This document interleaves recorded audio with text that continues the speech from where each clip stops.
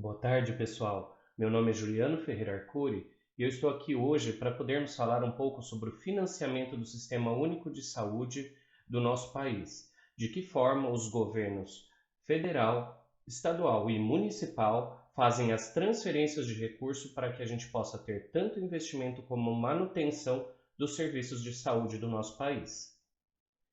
Quando nós pensamos na proposta do Sistema Único de Saúde, ele surge num momento em que as ideias estavam voltadas para a melhora da oferta de serviços de seguridade social para a nossa população. E ele foi bastante ambicioso quando ele colocou os princípios do SUS de três formas, né? Os três princípios do SUS. O primeiro princípio que a gente vai falar é a universalidade. A universalidade, ele pressupõe que todos os brasileiros, todas as pessoas em território nacional serão atendidos pelo Sistema Único de Saúde.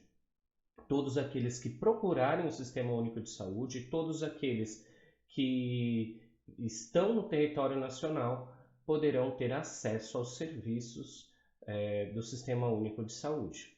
Não só isso, nós também temos outro princípio que é a integralidade. Então, nós esperamos cumprir e atender às demandas de uma pessoa do início ao fim, trazendo propostas de intervenção não somente de recuperação, mas também de promoção, prevenção, reabilitação em saúde e cuidados paliativos.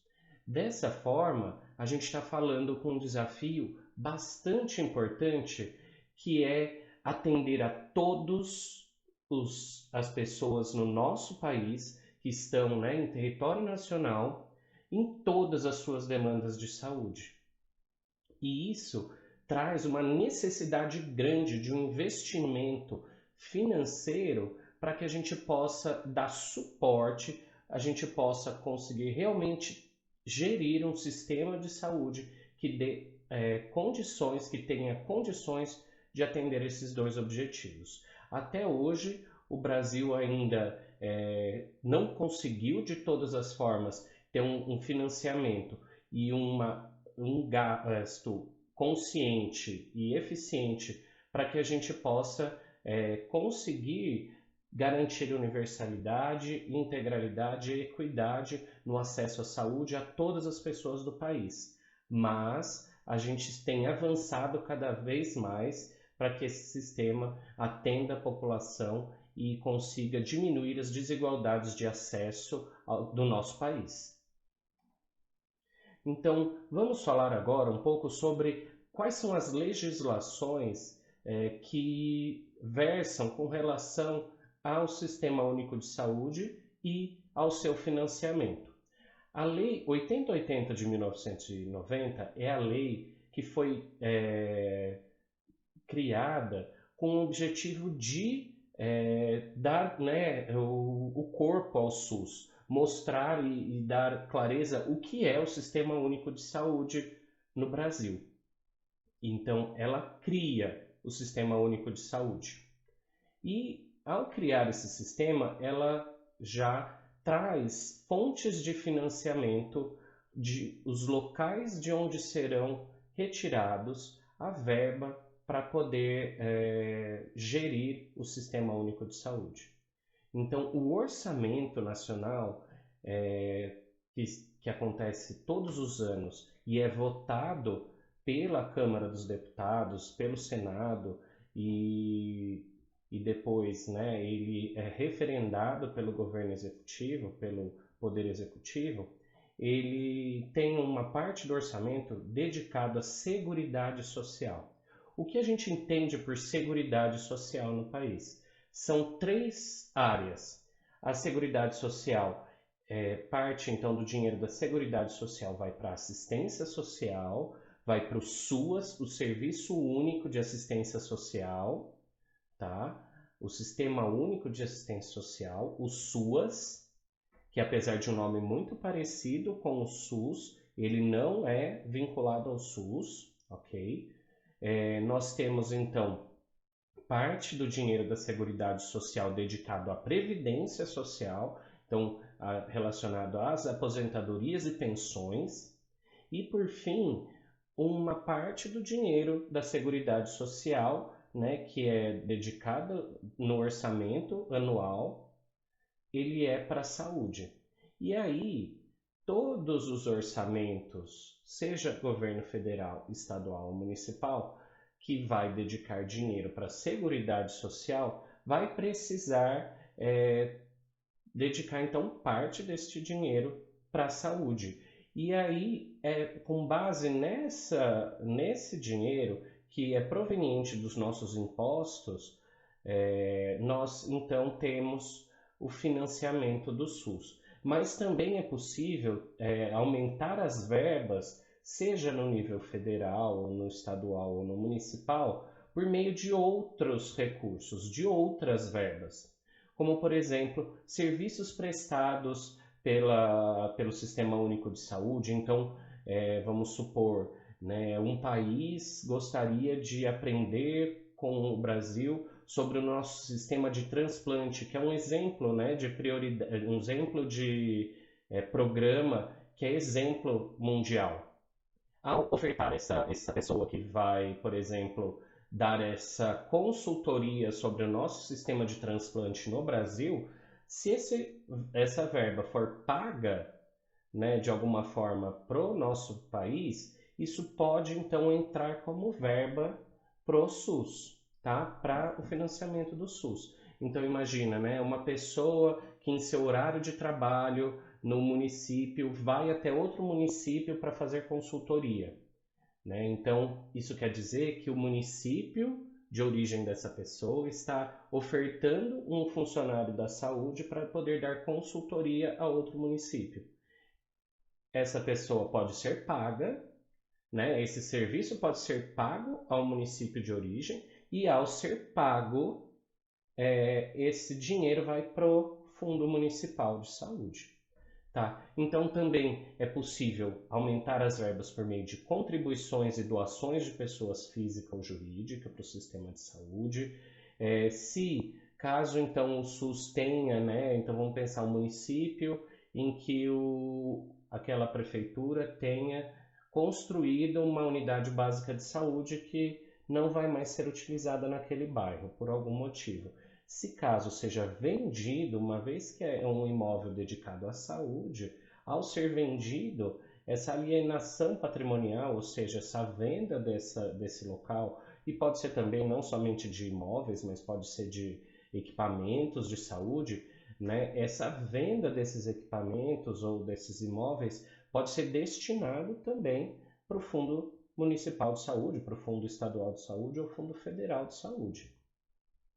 Taxas e multas, em algumas circunstâncias, também vão para a saúde, como, por exemplo, as multas da vigilância sanitária. Como a vigilância sanitária é algo que está dentro do nosso Sistema Único de Saúde, previsto no nosso Sistema Único de Saúde, as taxas e as multas geradas pela vigilância sanitária, elas irão ser reinvestidas na saúde. E então é verba adicional que vem para além do dinheiro dos impostos, né, que foi dedicado no orçamento daquele nível de governo. Também podem ter alguns outros tipos de renda eventual, né, que podem de alguma forma ser dedicados à saúde em cada um dos níveis de atenção.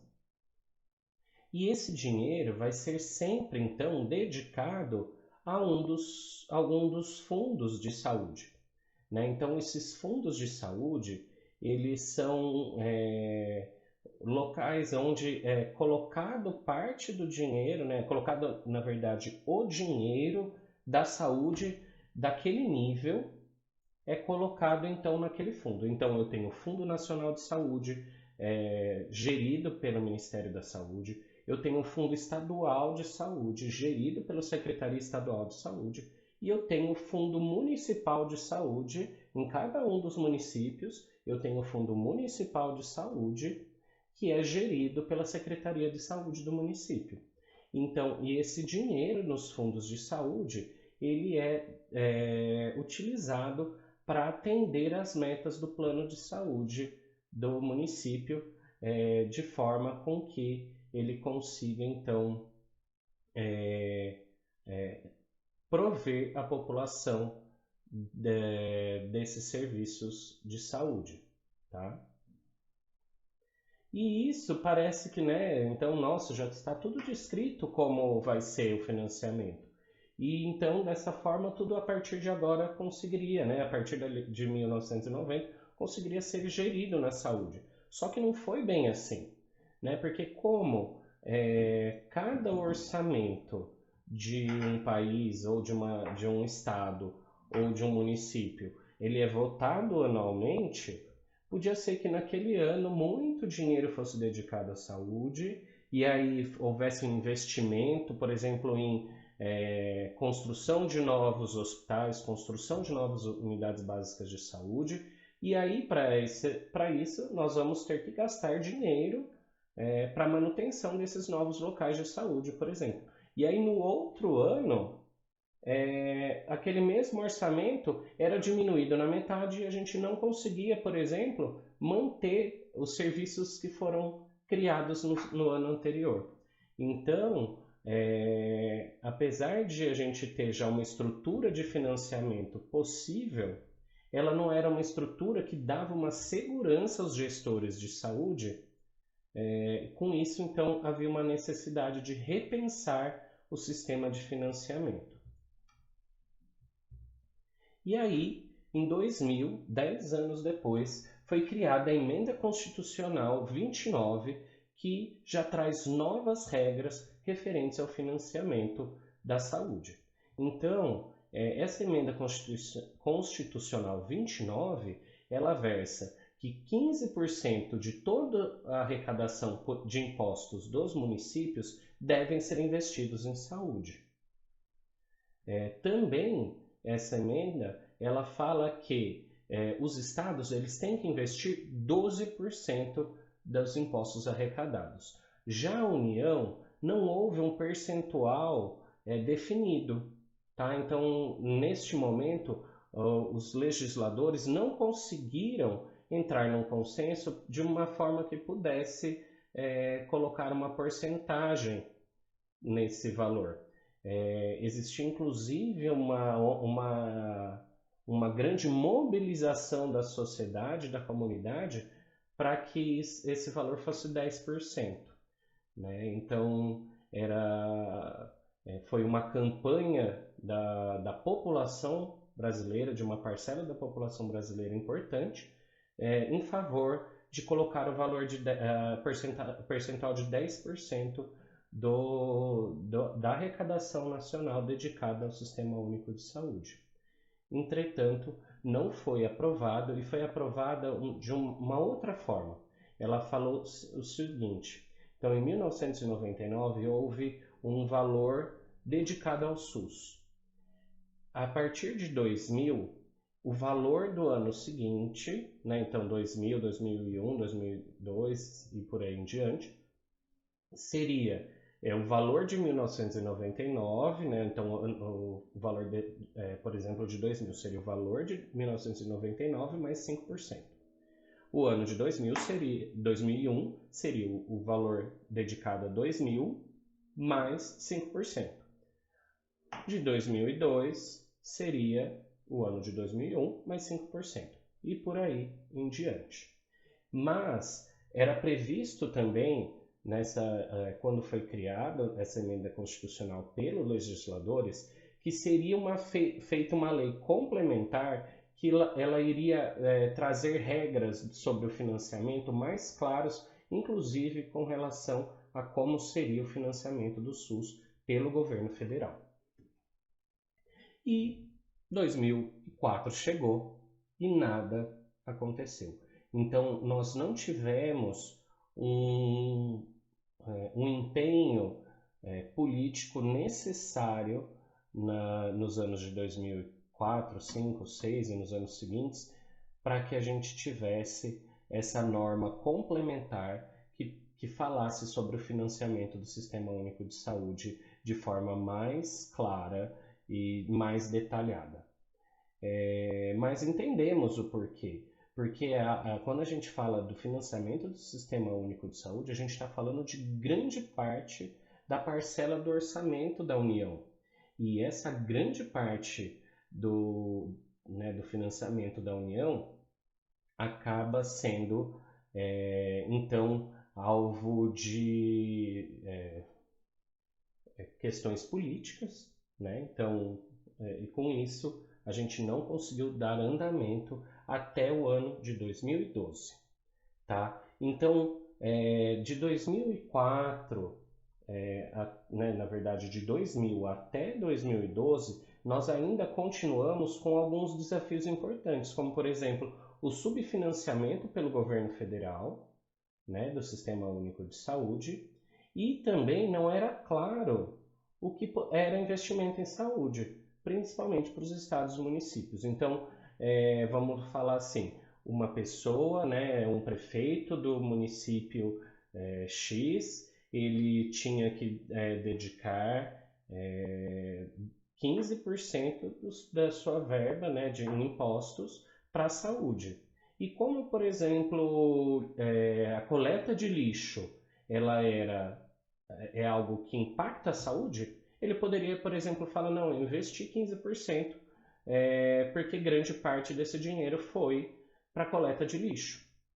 Tá? E aí a gente tinha uma dificuldade de realmente ter um financiamento do sistema de saúde, porque dependendo da forma como era vista pelas prefeituras, se eles não dedicassem o dinheiro necessário para a saúde, muitas outras coisas acabavam virando investimento em saúde. Por exemplo, a merenda nas escolas, né? Então, a, o saneamento básico, a criação de rede de esgoto num bairro que antes não tinha, e isso, né, transformava qualquer, né, investimento do município ou grande parte dos investimentos do município em algo que poderia ser dito como foi investimento em saúde. E aí aqueles 15% era facilmente atingido, mesmo sem termos investimento, por exemplo, em questões de saúde que a gente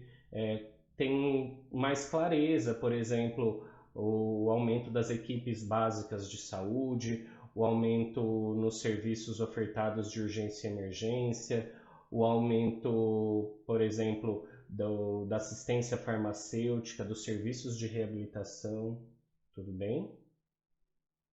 E aí a Lei Complementar de 2012 foi a lei que foi criada para tentar atender essas duas questões. Tá? E aí ela já fala como vai ser o financiamento da União a partir deste ano. E, infelizmente, a gente não teve ainda uma porcentagem do PIB dedicado à saúde, como era algo que gostaríamos que fosse. Mas nós tivemos, então, já um mínimo construído e que pudesse garantir um planejamento da saúde, que é o valor do ano anterior, dedicado ao ano anterior, adicionado ao crescimento do país, no sentido do crescimento do produto interno bruto. Tá? Então, o tamanho do superávit do país no produto interno bruto seria acrescido nessa porcentagem no valor dedicado à saúde. E aí, essa lei complementar também trouxe um avanço muito legal, muito importante, que foi o que era investimento em saúde, o que poderia ser considerado investimento em saúde e o que não poderia ser considerado investimento em saúde, por parte das prefeituras, do Estado e da União. Então, ações de vigilância em saúde, incluindo, por exemplo, ações de vigilância sanitária, né? Então, o município, ao contratar pessoas e capacitar e dar os equipamentos necessários para o atendimento de vigilância sanitária, ele estava atendendo, né, a questões de saúde.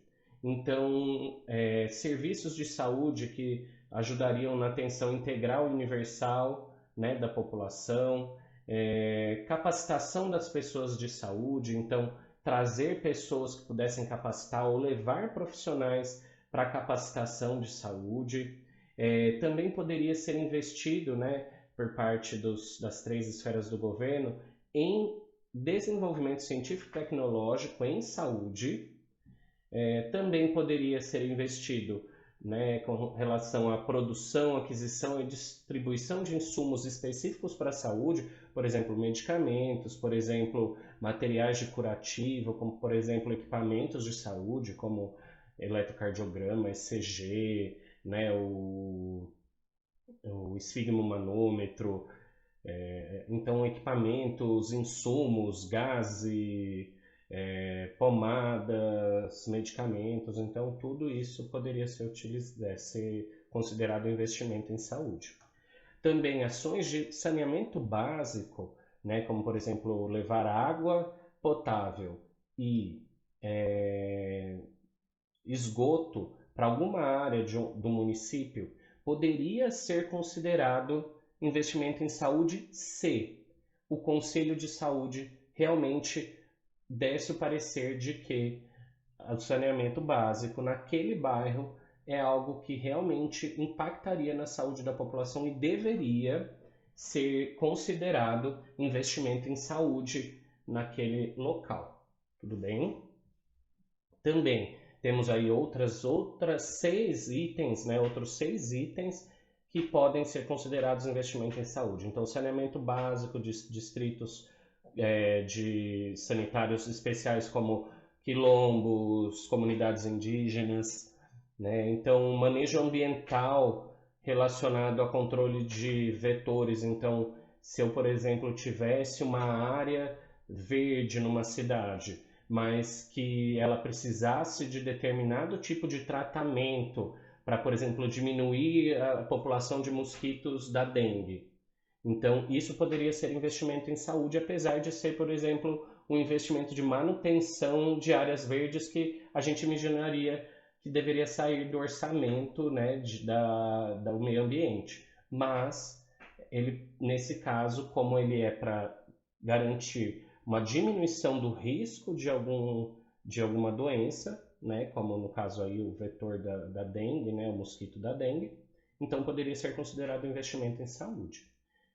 Investimentos na rede física do SUS, então, por exemplo, novos prédios, uma nova UBS, um novo centro de especialidades, então, né, e não somente um novo, mas também reformas e ampliações poderiam ser considerados, né, gasto com saúde, investimento em saúde. A remuneração das pessoas que estão ativas nos serviços de saúde também é considerado. Ações de apoio administrativo também é considerado, né? Então, por exemplo, o sistema financeiro, né? O sistema financeiro do sistema de saúde de um município. Então, como que vai ser comprado e vendido e mantido, por exemplo, o inventário dos produtos de saúde do município? Apesar disso não ser um investimento direto em saúde, isso é, né, um investimento que precisa acontecer para a parte burocrática acontecer dos serviços de saúde. Né? Então, isso poderia ser considerado, sim, né, um sistema, um software de logística de materiais de saúde, onde estão e como são transferidos as gases compradas pelo município para os diversos serviços de saúde, né? O álcool 70. Então, esses sistemas de logística e as questões logísticas, por exemplo, o próprio transporte, poderia ser considerado uma ação em saúde, um investimento em saúde. E, por fim, né, a gestão do Sistema Único de Saúde. Então, se eu tiver algum sistema de gestão, alguma pessoa contratada para favorecer a gestão, algum processo ou programa que precisa ser comprado para garantir um melhor processo de gestão do SUS, também poderia ser considerado investimento no SUS. O que não pode ser considerado investimento no Serviço Único de Saúde, né? Investimento em saúde. Isso é algo também que trouxe uma vantagem muito grande, né? Porque ele trouxe uma especificidade daquilo que não poderia ser considerado. Então, por exemplo, se eu tivesse um profissional de saúde, né? Então vamos considerar um educador físico do município que ele foi contratado para atender, né, atender a parte de promoção de saúde de um bairro. E aí, por algum problema municipal, esse servidor foi deslocado da saúde para a educação para ele poder atender uma demanda específica da educação. Antes, esse profissional, ele era, né, da saúde, agora ele não é mais da saúde. Então, é um pessoal ativo da área da saúde, mas que não está numa área mais alheia, né? Então, ele não está mais atendendo, fazendo atenção à saúde diretamente. Ele está lá na educação. Então, não mais, esse salário dessa pessoa pode ser considerado investimento em saúde. O pagamento de aposentadorias e pensões não pode ser considerado investimento em saúde, tá? Isso é previdência social, não pode ser considerado saúde, tudo bem? Assistência à saúde que não atenda ao princípio de acesso universal, então, por exemplo, ações de saúde que sejam voltadas para atender uma parcela específica já atendida pelo Sistema Único de Saúde, né? Não pode ser considerado também merenda escolar ou outros programas de alimentação, né? Não pode ser considerado. E saneamento básico quando, né, não for, por exemplo, aceito pelo Conselho Municipal de Saúde. Limpeza urbana, então coleta de lixo não pode ser considerado investimento em saúde. Prevenção e correção de ações de meio ambiente realizado pelos órgãos de meio ambiente. Então, quando um órgão de meio ambiente foi lá e fez uma ação, ela não pode ser considerada como investimento em saúde, ela tem que ser uma ação programada pelo Secretaria de Saúde, tá? As ações de assistência social não podem ser considerado investimento em saúde. Então, por mais que a pessoa, por exemplo, às vezes ganhe uma alimentação, né, uma cesta básica, ou por mais que a pessoa ela seja atendida pela assistência social e tenha um impacto em sua saúde, isso não pode ser considerado investimento em saúde, né? Então, isso é a parte de garantia de direito das pessoas, que é uma ação de assistência social, tudo bem? Que é, então, outra área da Seguridade Social. Obras de infraestrutura que não foram feitas para beneficiar a saúde, né? Então, por exemplo, vamos construir a prefeitura da cidade X e essa prefeitura vai ter uma sala dedicada à vigilância sanitária. Então, vamos considerar a construção da prefeitura inteira como um investimento em saúde. Isso não pode ser feito. Tá? E ações e serviços públicos de saúde custeados com recursos especificados na base de cálculo definida nesta lei complementar. Então, também não podem ser considerados. E por que isso precisou ficou muito claro que era saúde, que não era saúde, que era investimento em saúde, que não era? Porque quando a gente usa e fomenta no SUS esse entendimento de que saúde ela tem uma determinação social, utilizando esse conceito de determinantes sociais de saúde, a gente vê que tem, por exemplo, ações na educação podem ter um impacto na saúde, mas não todo investimento na educação, na verdade, em geral, investimentos na educação, apesar de terem impacto na saúde, não são investimentos na saúde, são investimentos na educação.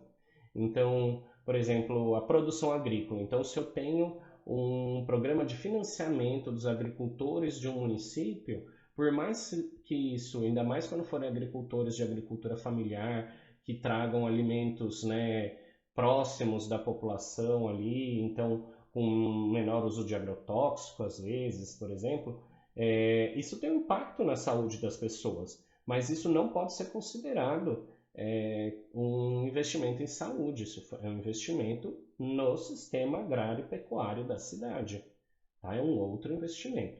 Então, essa lei complementar 141 de 2012, ela traz exatamente essa diferenciação de que nós temos determinantes sociais de saúde com impacto na saúde da população, mas o que é investimento em saúde? Investimento em saúde são os investimentos específicos do que está descrito na lei, para que nem tudo que esteja aqui dentro dessas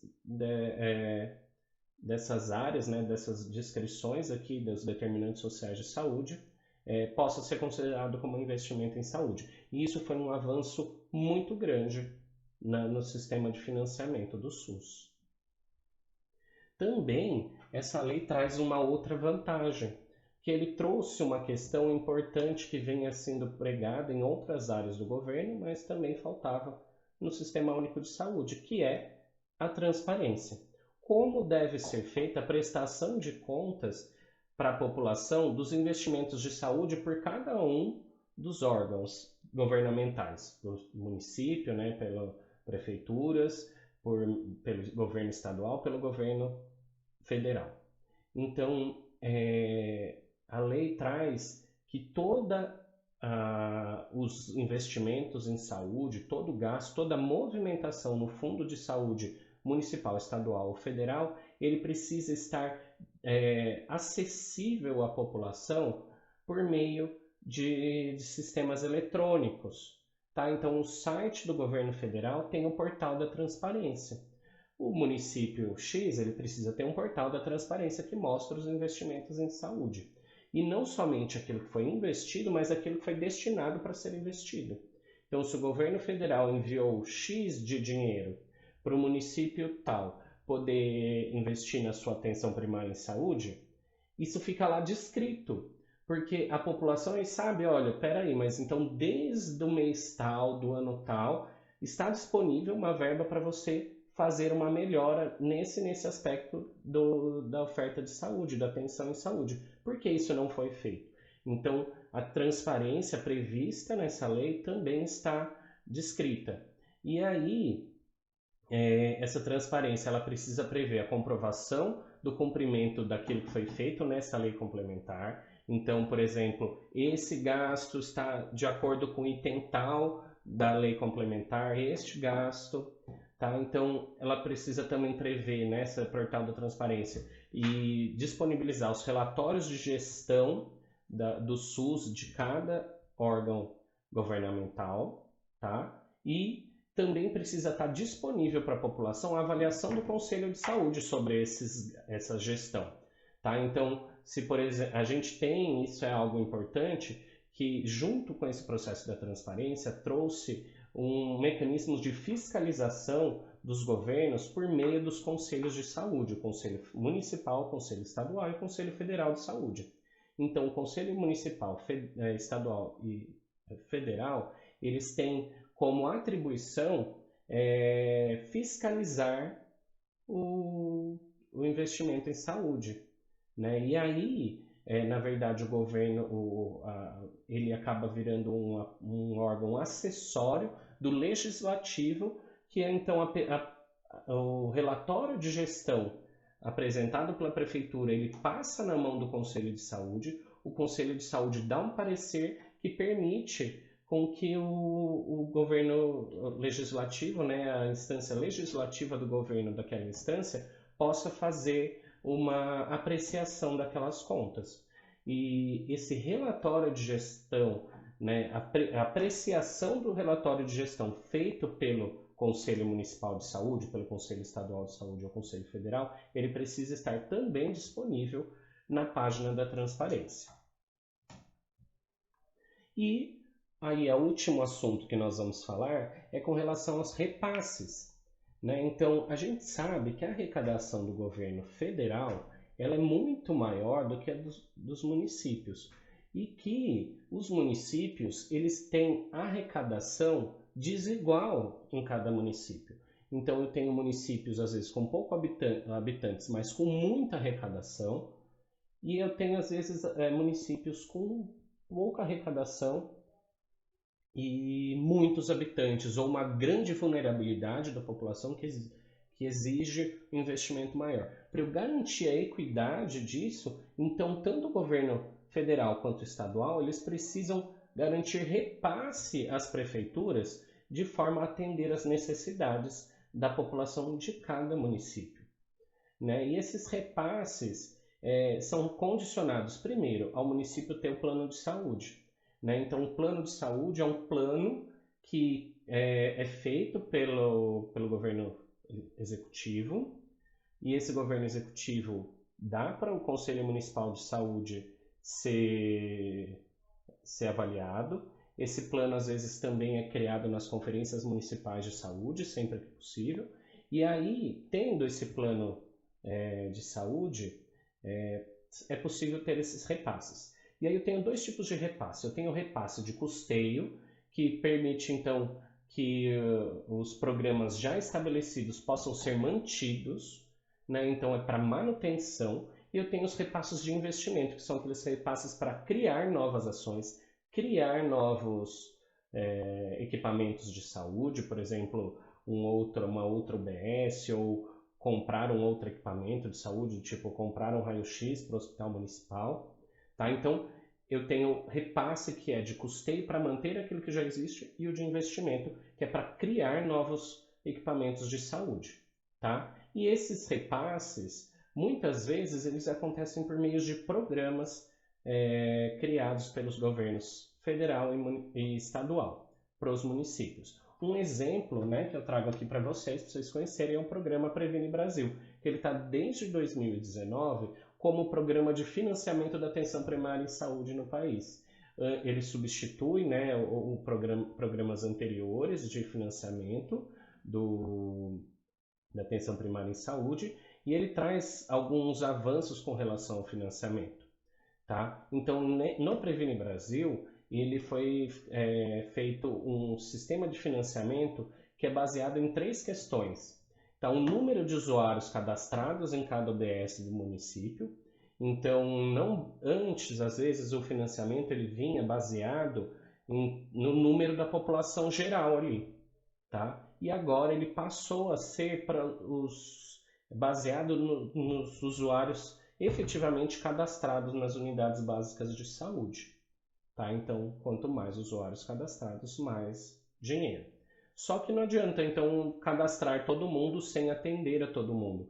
Por quê? Porque foi criado um outro, né, qualificador ali que vai modificar quanto dinheiro vai ou não vai para o município, que é um indicador qualitativo, que é realmente todo mundo que foi cadastrado está sendo atendido?